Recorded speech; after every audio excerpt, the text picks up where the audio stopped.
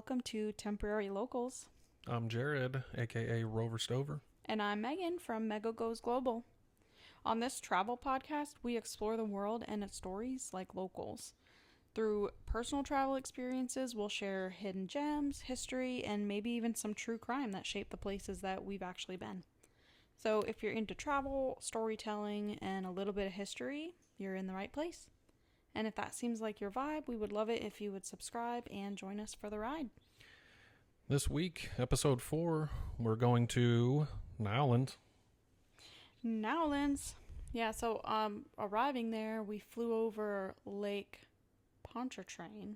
Yes, which I had never done during the day before. I had only ever flown into New Orleans at nighttime, so I had never realized how big Lake Pontchartrain was, but it's a big lake. I mean, not compared to like maybe the Great Lakes up north, but it's a pretty big lake, and the bridge that goes over Lake Pontchartrain, the Lake Pontchartrain Causeway, is the longest bridge in the United States. Yeah, which I didn't know that. I didn't know that either. I always thought like the 7 Mile Bridge down in the Florida Keys was like long, but yeah, flying over Lake Pontchartrain, and you know the bridge is like kind of off to our side as we're flying in. You get a real sense of like how big the lake is right there, and how long that bridge is, because we were just kind of flying over it for a while. Yeah, it was really cool to see that. I don't remember doing that last time that I flew in either. So I mean, mentioning that, obviously that wasn't our first time to New Orleans. My first time, I've gone twice before. My first time was December of 2015, and I went with my parents because my dad's college advisor's daughter was getting married, and it was a traditional Hindu wedding, and it was just a whole weekend of, it was just a beautiful wedding that they celebrated all weekend, like the different outfits. They had multiple outfit changes per day that were just so beautiful. It was at the Ritz-Carlton. That was a really cool experience, but I wasn't not 21 at the time, and I was also with my parents. So then in 2017, I went with 2 of my sorority sisters and my boyfriend at the time. So we went for spring break. So those are the 2 times that I had been before, and those were my experiences. Yeah, and I went in 2016, right around Halloween in October, which is a really cool time to be in New Orleans because it's, historically such a haunted city, and it's kind of known for that. So it was a really cool time to be there. I think a lot of people, when they think of New Orleans, they think of like Mardi Gras. But as somebody who doesn't party anymore and isn't really my scene, I just feel like Mardi Gras doesn't really appeal to me. So, I mean, it might be cool to experience once in your life, but I feel like Halloween is a cool time to be in a city like New Orleans. And when people ask me about New Orleans, I always tell them, if you can go in October leading up to or right around Halloween, that's a really, really awesome time to be there with the whole vibe of the city. Yeah, I agree. Bourbon Street is crazy enough on just like a weeknight or even like a Saturday. I couldn't imagine being there for Mardi Gras unless we were on which is I think probably super expensive, but unless you're on like the balconies and you're like throwing beads, that I might be able to do. That I think would be fun, but yeah. I would not want to be walking the streets of New Orleans on Mardi Gras. Yeah, it would be. Yeah, it's crazy. Like you said, even we flew in, I think on a Wednesday, and I mean even during the week, Bourbon Street gets pretty crazy. So yeah, I mean I think Mardi Gras would just be kind of like I think you said about before about New Year's Eve in Times Square. It's just like, yeah, that doesn't appeal to me. Yeah, not my scene. Too crowded. But I mean, all that to say, we did go to Bourbon Street, and I mean I went in years past too. So our first night there, I went and got one of those like slushy drinks, and it was like wedding cake flavored, and it was actually delicious, but I immediately spilled it on myself because it was in a the cup that it was in, it had like a long neck and it was filled to the brim, and I tilted it to try to put the straw in my mouth and just poured slushy all over my chest. And we have it on video. Yeah, you can actually, if you go watch our travel vlog from New Orleans, there's a quick clip of it where you see it spill on you, and then immediately it cuts to the next scene of you, without it spilled on you. Yeah. There's just a lot happening. Yeah. And it's loud. It's really loud on Bourbon Street. But being there also reminded me of when I went with my sorority in 2017, we got scammed on the street by like the shot girls. So we were just kind of walking, having a good time. And these girls, from a bar, which they're not wearing any like uniform or anything. They're in plain clothes. So it at first kind of seems like it's just random people partying, and they grab you by the arm, bring you in there, and they're having a good time. They're like, oh yeah, making it sound like, it's a good time, and like making you feel like comfortable and okay. They're handing you they handed us test tube shots, and they, were making a big deal about it. Like, oh yeah, and like cross your arms and cross the shots, and trying to do that. And then immediately it's like, we're having a good time, we're like, yeah, okay, we'll take 4 shots. And then we take them, and then immediately like their faces drop, mood change, and they had their hands out, and they're like, okay, that'll be $100.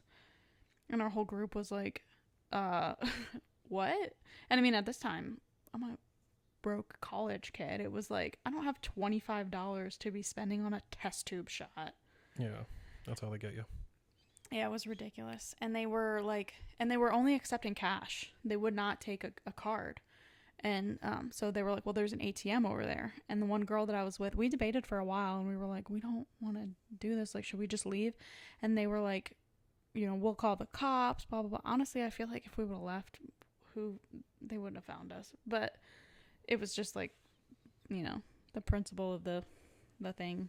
And so one of the girls in our group, she was like, well, I will pull out the money, and then you guys can pay me back, and I'm going to cancel my card, because I don't know if this is some scam that, like, they have something with the ATM.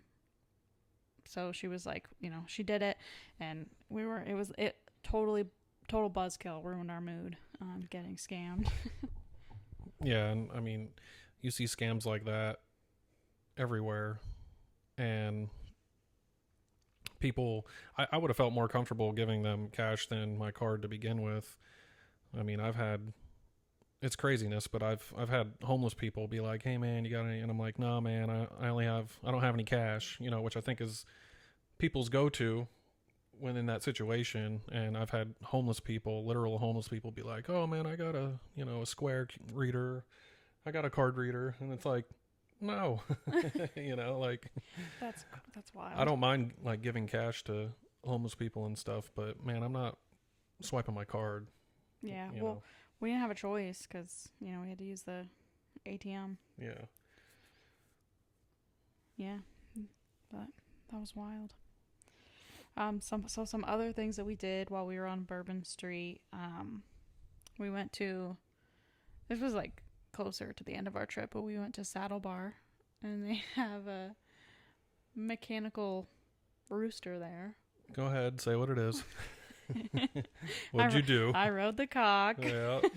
But yeah, we ended up there because we were walking around Bourbon Street, and it was loud and crazy and wild, and so we wanted to get off Bourbon for a bit and kind of just take like a side street. And in a place like New Orleans, you can kind of do that. As soon as you get off the main party areas, once you get off Bourbon and you take some of those side streets, I mean, there's still bars and restaurants and stuff to do, but it's a lot more quiet and like a lot more reserved. And so we just ended up kind of stumbling into that bar, and there was nobody in there at first. Yeah, it was kind of wild. Like I mean, I think that's the point. It felt like a Nashville bar. Like I don't know, it was just like really tall ceilings and like lights everywhere, and they had like a hardwood dance floor. But yeah, when we went in there, it was like there was not a single soul in there. Yeah. And then a whole group of like, I don't know if it was a bachelorette party or what, but a whole group of like women came in with cowgirl hats and cowgirl boots, and they were dancing to Beyonce. Yeah, which At that Made time, me that also song was like, the song. Everybody was listening to that country Beyonce song. Oh yeah, but that also made me feel like I was in Nashville being surrounded by a bachelorette party. Yeah. But yeah, so that was a fun time. We have that on video. I fell off a couple times. Yeah, the mechanical rooster was upstairs, and so we went up, and the guy who I guess operates it, the mechanical rooster guy, the operator, the expert. The cock parader. Yeah. The cock parader. That's a good one. Wow, look at you. He had to like come upstairs and like get it set up and everything, because like again there was really nobody in this bar except for us, and yeah, he got up and spun around a few times and fell off, and your laugh echoed throughout the entire place. Yeah, my cackle. Yeah, over the loud music. And that's also on our travel vlog if you want to see it. Yeah. So one of my favorite like restaurants that we went to was earlier in the trip. I can't remember if it was the first night. I think it was the first night. We went to the Vampire Apothecary restaurant and bar, which has a couple locations. We tried to go to just like the Vampire bar, but they were too busy. So the guy was like, well, you can go to our sister location, and he gave us, directions on how to get there. So we did, and it ended up being a great time. They had a crawfish boil on special, and I had never had crawfish before, so that was an experience for me. And then I got a drink from there, which they have some really cool cocktails on their menu, but I only picked one. And it was called the Alchemist Elixir, and it had elderflower liqueur, pea flower, infused like local gin and fresh lime juice. And what was cool about it is I think they give you, so they mix the drink in a cup, and it's blue, and then they give you the lime juice. I think that's what does it. But you pour the lime juice into the drink, and it changes color from blue to purple. So it was like really cool. We took a video of it. It was like a potion. Yeah. That's kind of the theme, right? It's apothecary. And yeah, the crawfish boil, man, they brought out like, it felt like 10 pounds of crawfish. Yeah. And we just ate crawfish forever. And Matt and Aubrey ended up showing up because we went there. We flew in, just us two. And I think, that was the first night because we immediately went there. And just to get something to eat, and we ended up finding that place, and then Matt and Aubrey ended up meeting us there, and they didn't stay the whole time either, so they ended up leaving. Yeah, I think they got a drink and then kind of left. So they came, like, we had been there, they came for a little bit, stayed, and then left. And what was interesting about that place is, and it almost seems like the server was waiting for them to leave, it seems like, because once they left and she came back over to the table to bring our receipt and all, she gave us a card. And do you remember what the card said on it? No, I think it had like a riddle or something on it, but it was like, it felt like Squid Games.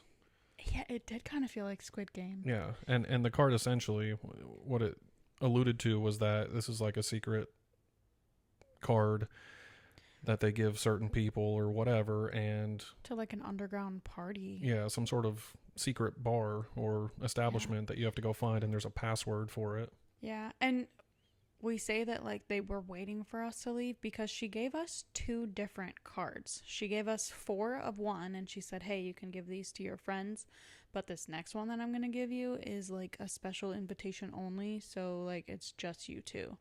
And we were like, oh, okay.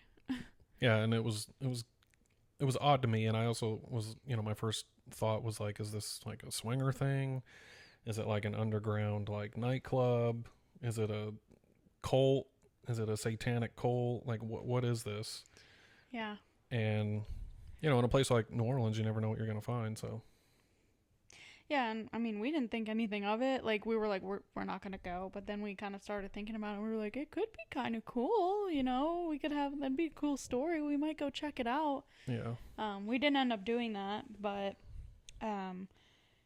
just recently we were watching HBO Max, and there's a true crime show on there called Fatal Destination. And we were just kind of, binge watching, had it on in the background, watching the episodes, listening to it. And there's one that covered a murder at a secret party in New Orleans. Yeah, that was essentially the story. Is the guy got invited kind of in the same way to a secret party that required a password and all. And when he went there, he ended up getting involved with some, shady individuals. I don't know if it was like a satanic thing or what, but they ended up killing him. I don't know if it was like a sacrifice or what, but yeah. And so we were watching that. We looked at each other and we were like, "Oh my god, that could have been us." yeah. But who knows? It could have just been a normal invite to like a nightclub. I was having like flashbacks of watching Blade when like he goes into like the underground nightclub with all the vampires and like the blood starts pouring down. I was like, man, yeah. Because it was at a vampire bar. Yeah. And they seem to take that stuff seriously. And also, another thing they gave us was a little temporary tattoo that was a vampire bite, but it just looks like two like mosquito bites or something. Yeah, dude. We were like, "What is this?" And she was like, "It's a vampire bite." And we were like, "Oh, okay." Yeah. Everyone that worked there was like gothic. Yeah. Yeah. Okay. What else walking around? We went to the pirate bar. Yeah. Yeah, I had been there before too. It's Lafayette's and it's a blacksmith bar. Yeah. It was really cool inside. I mean, it's dark and there's like candlelight. And we just kind of went in there. I don't even think we got anything to drink. I think we just sat in there. Yeah, because people just come and go, so we kind of went in there to like get out of the heat. But that part's interesting because it's a legitimate pirate bar that pirates visited, and you go in there and there's like candle wax dripping down, and it's very old school. It looks like a real pirate bar, and they claim it's the oldest bar in the United States, but I mean, you and I have been to St. Augustine, so we know that's not true. Yeah. And we had that same, like, we kind of looked at each other like, while we were there. Yeah. Yeah. So, yeah, we pretty much walked everywhere that we went. So we, like, walked all over Bourbon Street. We did so much walking on this trip, so we broke it up, with things like, we kind of walked and we found a cigar shop, so we got some cigars, and then we walked to the river and sat down and smoked our cigars in the breeze. That was really nice. I remember just like feeling the wind on my skin and being like, oh, this is nice. Yeah, there was a guy there who was the duck whisperer. Yeah, we thought they were his ducks or something. They were like laying down right next to him, and they were two like white ducks, like the Aflac ducks. And they were sitting right next to him, and he was just chilling, like, smoking his cigar, and they were maybe like 2 feet away, 3 feet away from him, and people were just walking by like gawking. I thought it was so cool, and I was like, oh, these must be like, I don't know, this guy must just be a local, and like those are his ducks or whatever. And then he got up, and I was like, well, I want to go sit by the ducks. So we went and sat over by the ducks, and then everybody was gawking at us. Yeah. I remember there was like a guy bathing in the Mississippi River. Yes, I do remember that. We were just kind of like, but I mean, it's New Orleans, so you see some crazy stuff. Yeah, yep. He totally was down by the rocks, just bathing. Yeah. Another time, though, like, because there was a massage place right next to the Holiday Inn. Like, obviously within walking distance, most things that we did were. So I went in there and I got a foot massage, which I was going in there just for a foot massage, but they upsold you. Well, I don't even think they upsold me. It was just like the packages that they offered. You could do like a foot and full body. So I was like, ooh. So she did a time where she focused on just my feet, and then she did like a little bit like full body, and it was really nice. She's like, I rub everything. Yeah, dude. Yeah, and it's funny because while you were getting your massage done, I like went down the street to the gas station to get some drinks or whatever. And when I came back to the massage parlor, it was a while later, And I walked in, and I don't know, I was still in like the mindset of like South America or something, but when I walked in, I like asked the lady at the desk in Spanish if you were almost done or like where you were. Yeah. And this Asian lady behind the desk just kind of looked at me like, "What?" Yeah. And I realized in that moment, like, and I was like, "Oh man, I messed up." Yeah. Oh my gosh. Yeah, that's so funny. And I feel like it, because we want to go to Cambodia, so I feel like I'm going to get messed up, disoriented there and start trying to speak Spanish. Yeah. Yeah. Another place that we kind of broke it up was Armstrong Park. We just kind of walked through there and got a little tired, sat down on some stairs next to the statue of Louis Armstrong, and Yeah. I swear we could hear What a Wonderful World playing. What a wonderful world. The ghost of Louis Armstrong. Yeah, we were like, what? Yeah. It's funny because Armstrong Park seemed to be like where a lot of the vagrants hung out, just walking around, Yeah. people with shopping carts and Oh my people gosh. fighting. And Yeah, you remember that guy? He was Yeah. yelling at that other lady. Yeah. I don't have no idea what was going on. And then he walked past us, didn't say a word. Yeah. But it was like, ooh, Yeah. they're beefing. But it's like, it's a beautiful park. Yeah, it is. But it's just, there's just like homeless people everywhere. Yeah. Yeah. So I think we should also mention that this time when we went to Nowlands in April, it was April, right? No, it was. Yeah, it was April. Yeah, it was April. You're right. So We went exactly a month before we went to Costa Rica. yeah, which is another thing I'll get into, but we went was it a couple weeks or a month or so after they had that tragedy that happened in New Orleans where somebody had plowed their vehicle into a group of people and killed a number of people. And so we noticed as we were walking around the French Quarter and specifically like Bourbon Street is they had these like barricades up that you had to walk around that like just I guess stop people from being able to drive down there. And I assume that's what they're for because my past times in New Orleans I never noticed those, so I'm thinking that's what they're for. Yeah, we talked about this while we were there. I don't remember seeing that in the 2 times that I went before. And like what comes to mind for me is like those plastic like sawhorse type things with the like reflective tape on it, or even like the metal barricades that you would see at like concerts and stuff. So I don't remember seeing those big heavy duty things, but it was like very clear like you're not moving those. That's some serious barricade right there.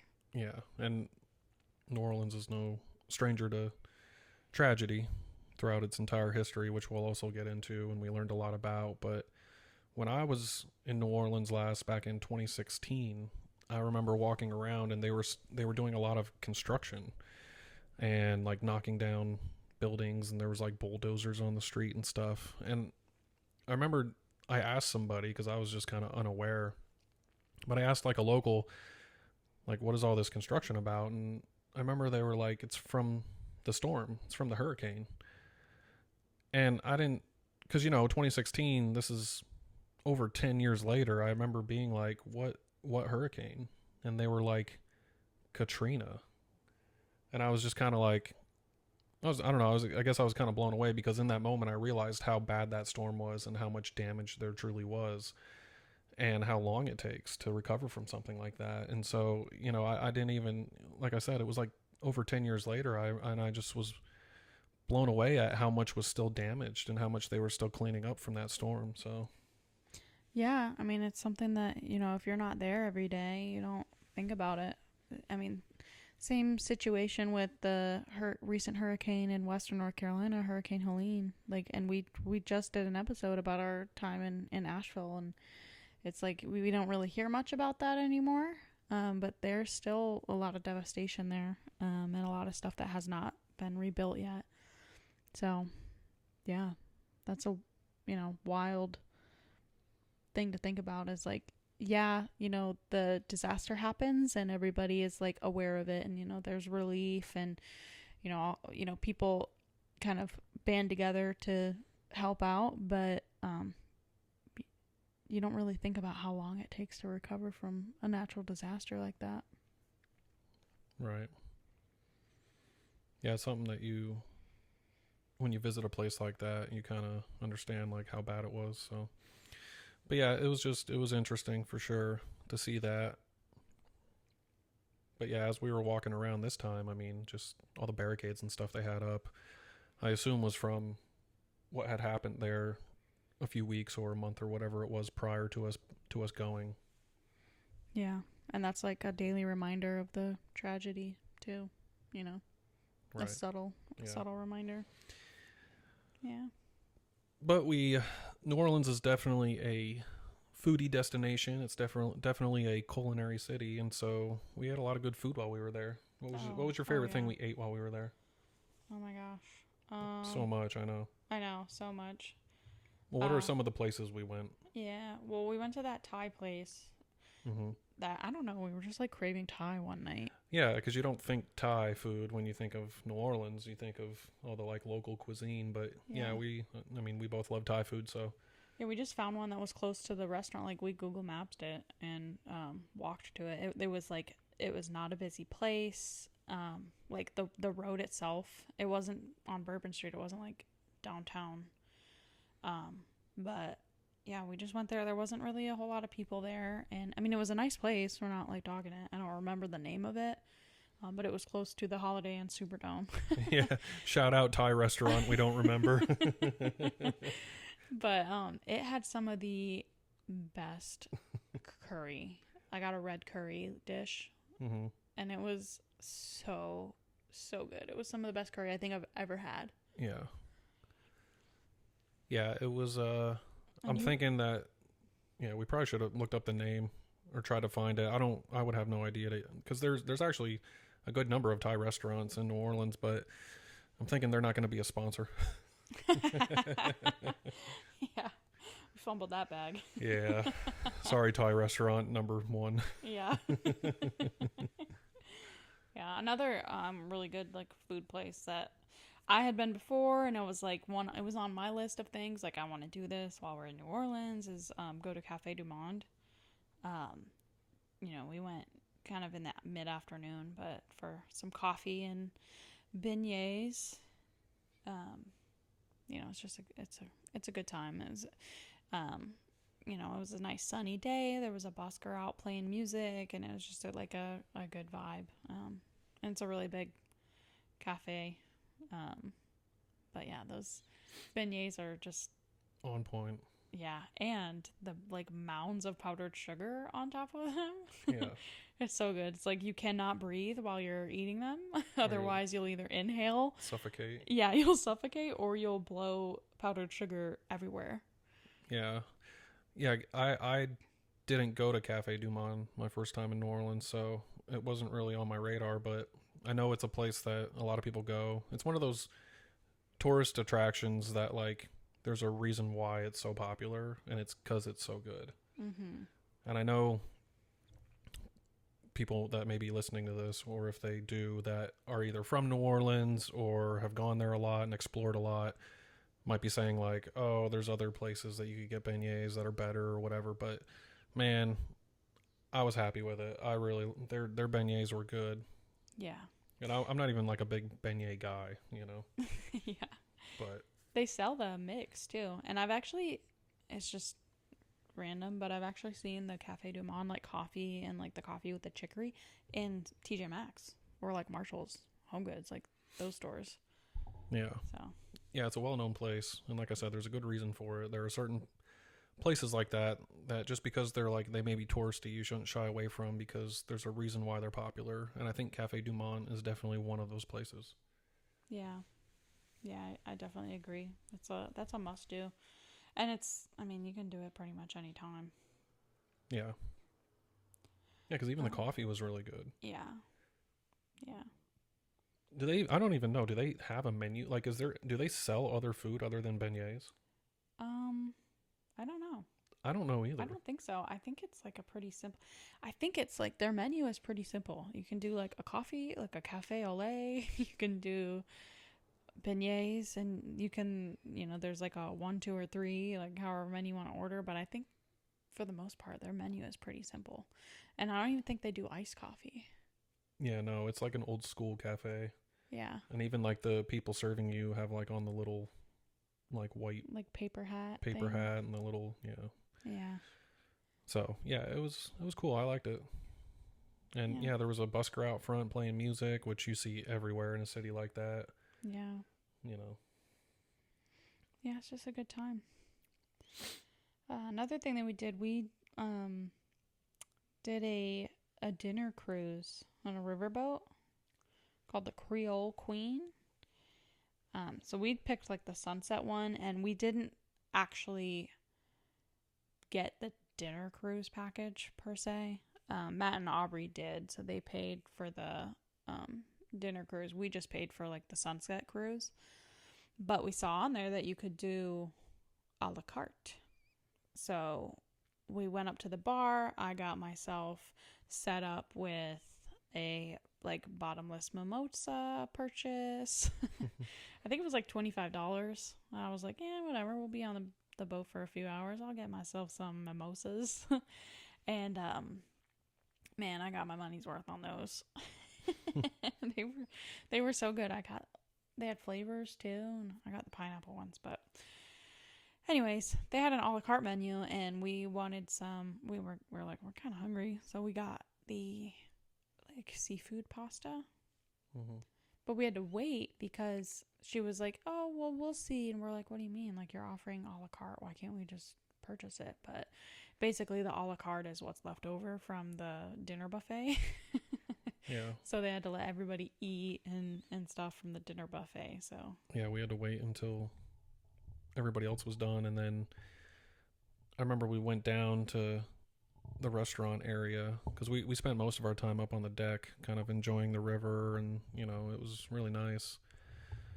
But as we were sitting down below and we were eating, we got kicked out.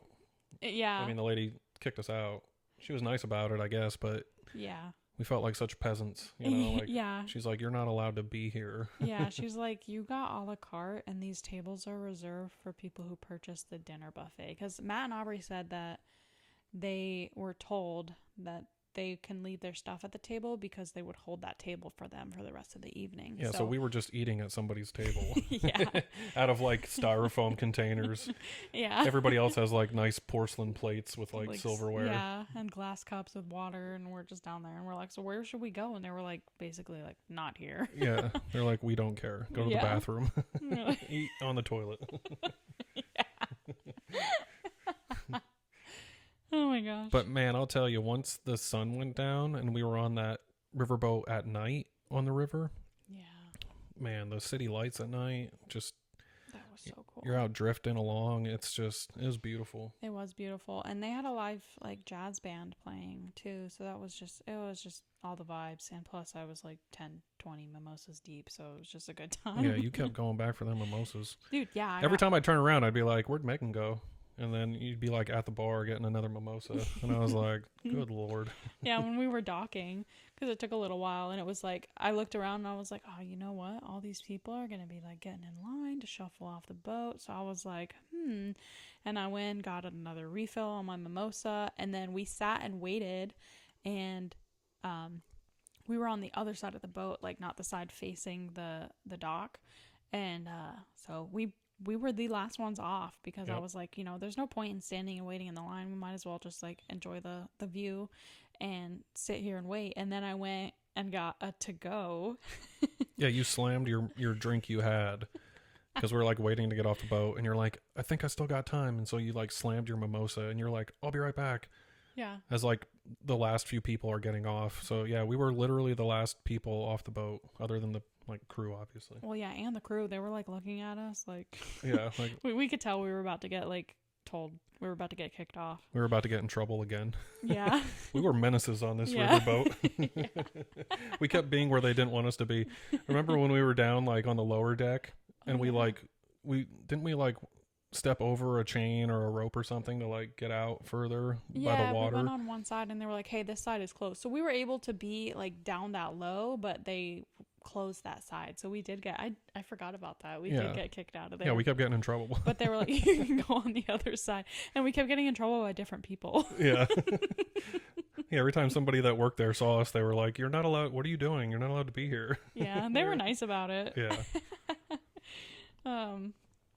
Yeah, but so then after that we got off the boat and started walking. I had my mimosa in my hand, and then we were like, I was buzzed, so I was like, I'm not ready for this party to end. And I think Matt and Aubrey ordered an Uber and went back to the room, and we just decided to walk a little bit, and we ended up in front of the Caesar's Palace Casino, which funny story, because when I had gone there with my sorority sisters in 2017, one of the girls that I was with, she was not 21 yet, so she couldn't go into the casino. So everybody else went in, and I sat outside and waited with her. That would have been my first time ever in a casino, but I decided to, I can pass this opportunity. But it's just so funny that the next, opportunity that I had to go to a casino with, and was my first time, was at the same casino that 5-6 years passed. Yeah. Yeah, and that casino at some point was bought by Caesar's Palace, because I know when I was in New Orleans all those years ago, it was I think it was just called like the New Orleans Casino or something. Yeah. But now it's like an actual Caesar's Palace. Yeah, I don't remember what it was called.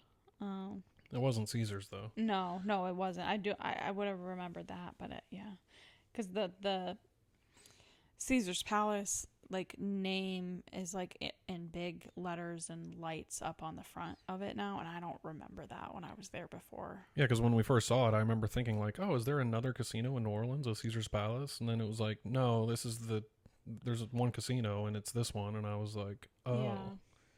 So. But yeah, so that was my first time in a casino. I lost $50, which would have been more if Jared had let me go pull more money out of the ATM like I wanted to. Yeah, I could see the wheels turning of addiction right before me, because you were like already kind of you were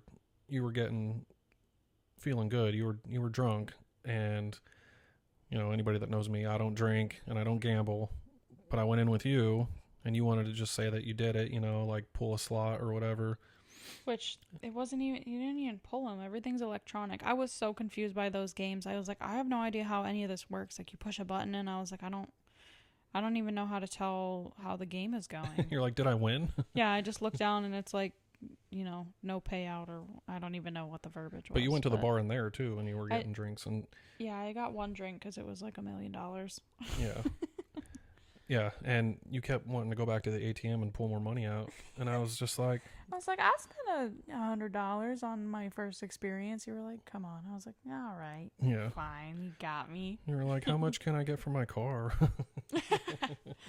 I think one of them I did win, $17, or I don't know, 27. I don't know. There was They do 7. that just to keep you playing. Well, then I played again and lost it all. And I was Yeah, like, oh, exactly. I should have cashed out. Yeah. But yeah, so we go to arcades a lot. I like the arcade games, and I like the little coin games that you put the coin in, and there's a little moving platform, and it pushes the coins off, and you get tickets and whatever. It's just such a dopamine rush for me. That's your slot machine. That is my slot machine, and we joke about that when we go when we go to the arcade. I'm like, oh, I'm gonna. It's when we go there, I'm so excited too, because I'm like, no, because when I go there, I get kind of hyper focused, and I'll just spend all my time there. So I was like, no, let me go play another game with you guys or whatever, and then I'll just sneak off and go. I'm like, I'll just do one, and then Harper will come and sit next to me, and I'm like, oh, well, now I feel better because I have a buddy doing it with me. Yeah. And that one time we went to the arcade in Myrtle Beach, Garden City. Yep. Yeah, Garden City, and my dad and we were doing one. It's the same concept, but instead of the coins, it was little balls, and it was a SpongeBob game. And so they're pulling the cards out, and you get the cards, and we were like, oh, you collect the set, and then you get 2,000 tickets. So we got a couple different sets, plus just extra of those cards, which is 100 tickets. And I think total combined between my dad, myself, and then at one point, Harper was playing. We put all of our all of our money into that game, but we ended up with like over 10,000 tickets. Yeah, we closed that place down that night. Yeah, we did. We were the last ones there, and the people were like waiting to leave, and we had 10,000 tickets, and the girls were picking things that were like 5 tickets. Yeah, we were like, like little, yeah. We were like, come on, we got to spend these tickets. Yeah. And the guy at the counter, because we weren't like gaming the system. We were playing. We were, paying to play those games, but we were just like, that was the only game we were playing. So the one guy came over and he was like, wow. And he's like, man, I got to go put some more Flying Dutchmans in there. Yeah. He's like, I'm going to have to reload the machine. But yeah, you're definitely a sucker for some arcades. Yeah. And your addiction to the coin games in the arcades is what worried me about when we went into the casino, because I was like, I'm going to have to corral you out of here. Yeah. But yeah, I think after a couple trips to the ATM and losing some money, we decided it was time to leave. Also losing my buzz. Yeah. I was like, this isn't as fun anymore. So yeah, we ended up going back, and I think we got in the rooftop pool, which was fun at night because you can see like the city skyline. It was just a cool location. Yeah, and the pool lights up. It's all green. Yeah. So it was cool. Yeah, it's a good time. In years past, I hadn't done any tours. Like, we walked around, like my family and stuff, went to the French Quarter, went to the market and stuff like that. But we never did any tours. So this time, we did a walking tour, like a ghost tour in the French Quarter. And that was a good time. I mean, we're suckers for ghost tours. We do those, pretty much not every city, but close to. We've done them all over the Southeast, really. Yeah. And the spooky places. Mm-hmm. In Savannah, we'll talk about that sometime. We've done one in Myrtle Beach and Charlotte. Charleston. Yeah. Yep. Yeah. It's a good time. But New Orleans is definitely a cool city to do a ghost tour in, if that's something that interests you. There's just so much history there, and so much haunted history there. Like we were talking earlier about all the tragedy that has happened in New Orleans. I mean, there's definitely a lot to learn and a lot you can be taught. And our ghost tour guide was really good, and we went all over the French Quarter. They take you to all different haunted sites, even Jackson Square, which I didn't really think was particularly haunted, but apparently they executed a bunch of people there, like thousands. Yeah, and it was like a daily thing, like. Yeah. And I think that, like, I don't know if there was like an age limit or something, but I do remember her saying something about like the kids looked forward to like their 10-year-old birthday because they were like allowed to go and watch. Yeah, it was a different time for sure. Nice family outing. Yeah, let's go down and watch the executions. Kids, put your shoes on. Yeah. Yeah. But I remember the one side alley next to Jackson Square, there's like a trough that runs down the length of the alley. And it had been raining that day, so it was like there was like, rain, water in the trough. And our tour guide told us that that's like their sewage system, and that people used to urinate in that trough. And not much has changed. Yeah, well, no. She said that people still do that. Yeah. That they still pee in that trough, and so she's like, don't step in it or anything, because they still use it for that purpose. And if you've ever been to New Orleans, you know that it smells like a mix of pee and beignets. Pee and regurgitated beignets. Yeah. Because Bourbon Street, that's one thing, is like it's stinky. Dirty. Yeah. Like, and that's why I don't like spending a whole lot of time on Bourbon Street. The most of the side streets are like not as stinky, but yeah, it's dirty and it's stinky. And if you go in the mornings, like all the sidewalks are wet because they wash them. Yeah. They have to clean the streets. Yeah, they just like push all the passed out people off to the side. Yeah, that was my first time ever on Bourbon Street. Was the first time when I went to New Orleans. I didn't go that first night, and the next morning I went down to Bourbon Street, and that was my first time there. And I just remember being blown away because I'd never been to anywhere like that before. And yeah, I was just like stepping over passed out people in the street, on the sidewalk, and like not like homeless people per se, but just like people that were just passed out from partying the night before. It's just a wild thing to see. Yeah. Yeah, it's like the Wild West on Bourbon Street. Yeah. Yeah, so one of the places on the tour that we went to was the mansion of Madame Delphine Lalaurie. So she was a wealthy woman in the 1800s, also a socialite, but also and she tortured slaves, basically. Yeah, she was a slave owner, and she was so brutal to them and tortured them so terribly that even to other slave owners at the time, even they thought that she was like too evil. Yeah, and it wasn't. So there was a fire in 1834, and I guess like when they, were putting it out, which she didn't want them to. She was like, no, like she was trying to like have all of her slaves die in this fire, basically. But they went in there and they found that basically in her attic she had just a torture chamber, and we won't go into it because you can find it, and it's pretty brutal, like the stuff that was found in there. But she's actually the basis of one of the characters on American Horror Story, Coven, the character that Kathy Bates plays. So I haven't seen it, but I know you have. Yeah. Yeah, it's probably my favorite season of that show, but and it's really cool because they filmed at her mansion. They filmed in New Orleans, all on location. So if you're interested in New Orleans, then it's a cool show to watch, cool season, because they actually film in these places. Yeah, that's cool. I didn't know that. But yeah, she ended up like just fleeing the town because like you said, the townspeople were like, "Ugh, like that's a little too much, lady." So she fled actually before facing any justice. But now her house or like mansion is said to be one of the most haunted houses in America. Yeah, not just New Orleans, but in the United States. Yep. Yeah.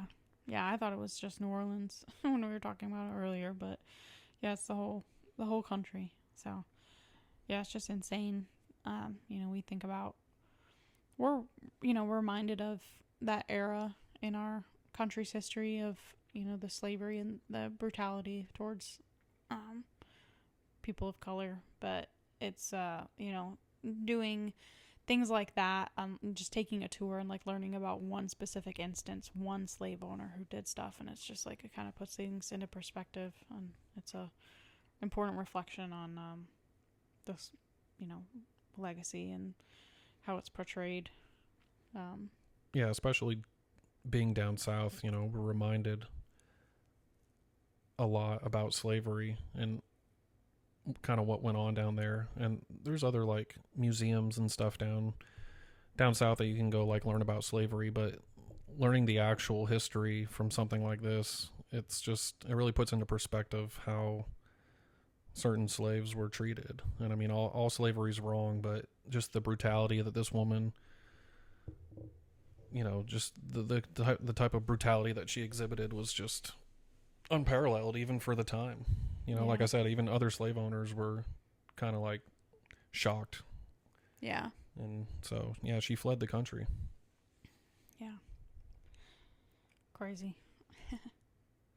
Oh, another place that we went was the Museum of Death, which I had been before, but it was another thing that was like, I want to go again. Yeah. Yeah, I had been to the Museum of Death too, and it was... Man, that's another place that it's not for the faint of heart, I'd say.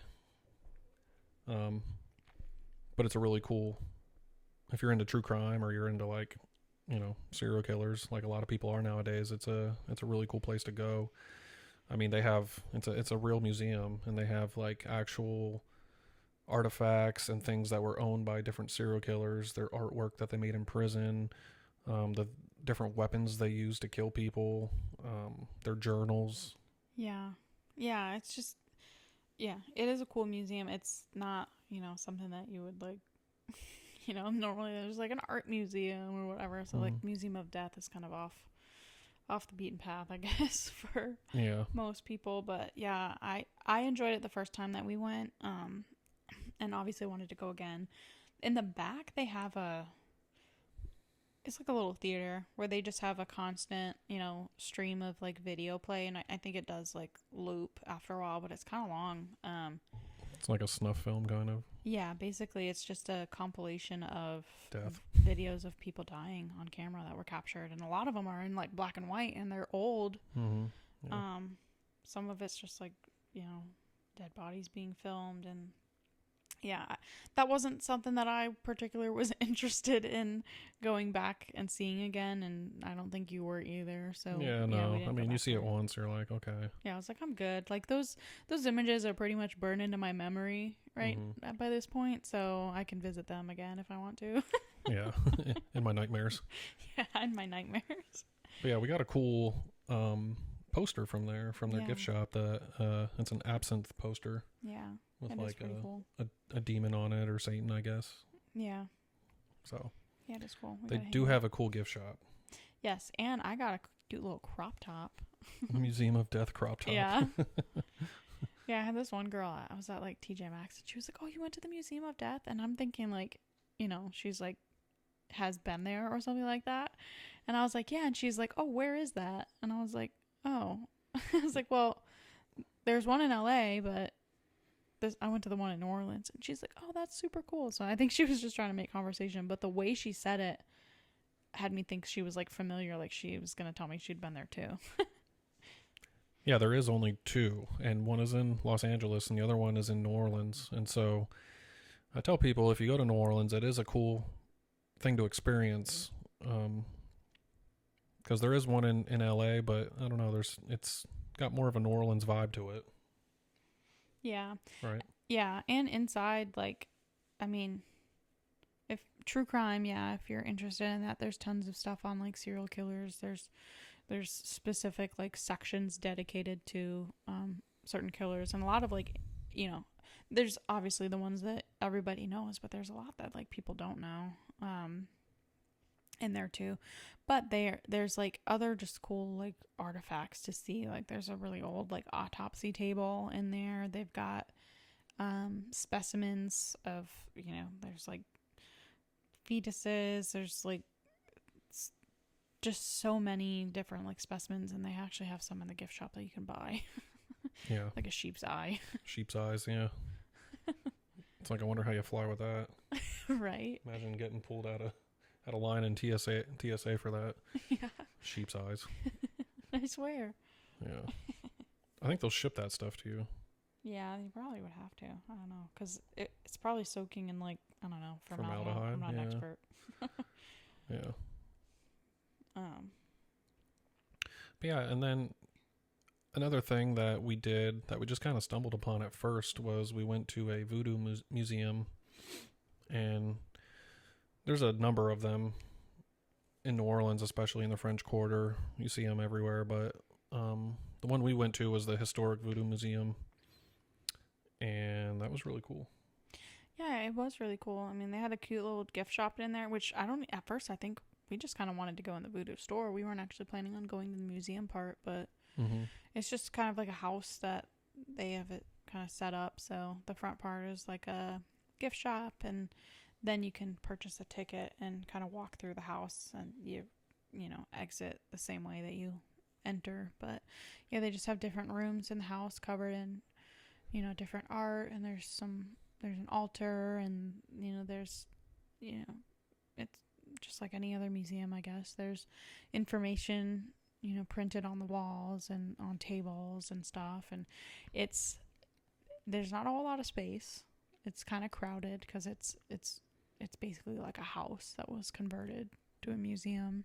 Yeah, the rooms are small, but there's a lot of stuff in there, and it can be kind of overwhelming because there's a lot of information. It goes through a lot of the history of voodoo, going back to like its African roots, and kind of how it made its way here to the States and its history, particularly in New Orleans.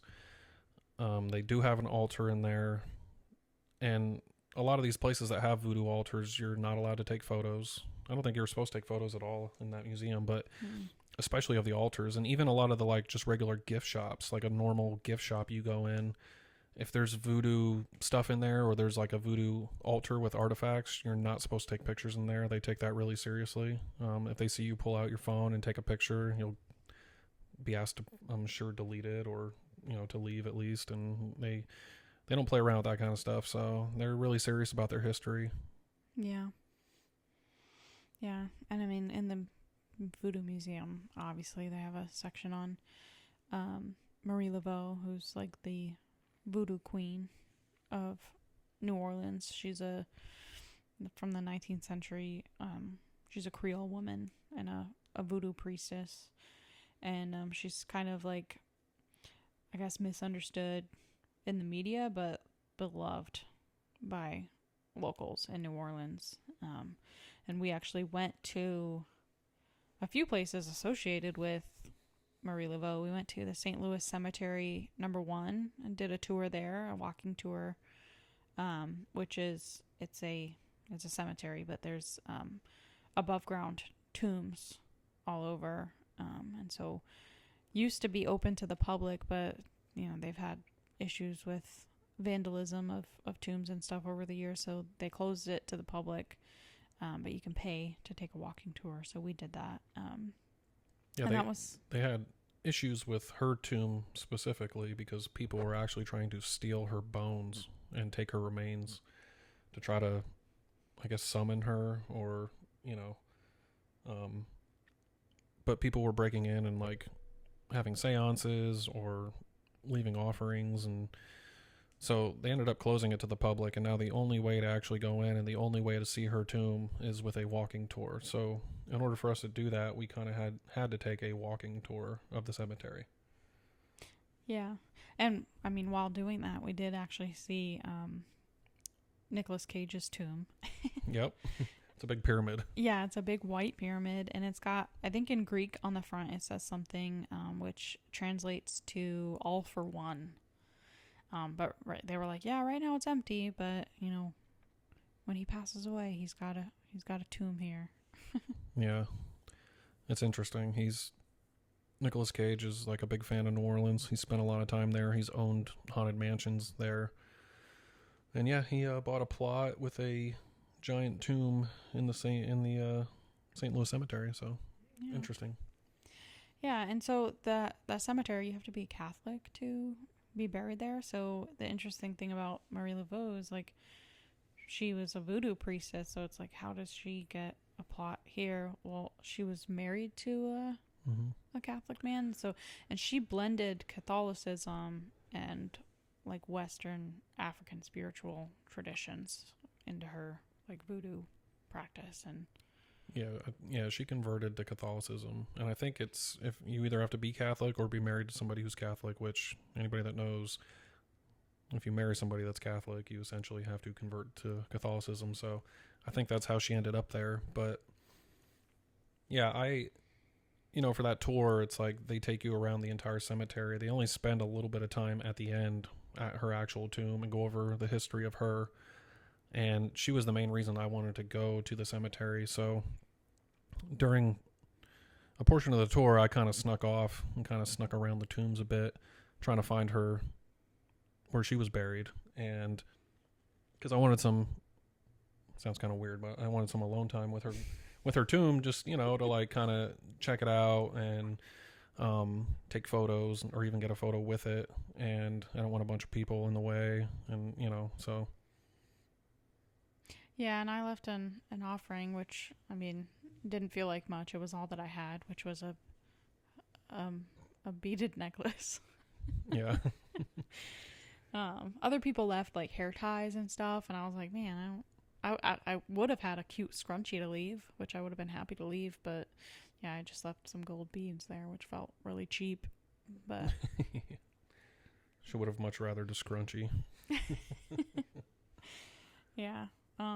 But yeah, there's actually, and I think this came up on our ghost tour, was that there's a legend that she never actually died, and people still like report seeing her, or at least seeing her ghost around the town. Yeah.